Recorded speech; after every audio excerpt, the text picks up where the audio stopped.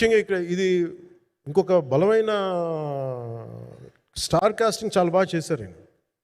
ముఖ్యంగా బాబీ డియోల్ గారిని అంటే ఈరోజు చూస్తుంటే నాకు అదే అనిపించింది. ఈరోజు మన ప్రెస్ మీట్ కూడా నేను వచ్చాను. అందరూ ఎంత బిజీగా ఉన్నారని కొన్ని రాత్రుల నుంచి నిద్రలేదు. మన మనోజ్ పరమహంస గారికి కానీ, రత్నం గారికి కానీ, జ్యోతి గారికి కానీ పాపం ఈ సినిమా ప్రమోషన్ సింగిల్ హ్యాండెడ్గా పాపం నిధి అగర్వాల్ భుజాల మీద వేసుకొని నాకే బాధ అనిపించింది. పాపం ఒక అమ్మాయి తన కెరీర్ తను చూసుకోవాల్సిన అమ్మాయి కూర్చోబెట్టి నాకే సిగ్గు అనిపించింది. I have to truly appreciate you. అంటే చాలాసార్లు పాపం అన్నీ వెళ్తూ ఉంటే నాకు ఇదేంటి సినిమాని అనాథలా వదిలేశారంటే అనిపించింది. సో నాకేమనిపించింది, ఈ సినిమాకి ఎవరు అనాథలా వదలలేదు, నేను ఉన్నానని చెప్పడానికి వచ్చాను ఈ రోజున.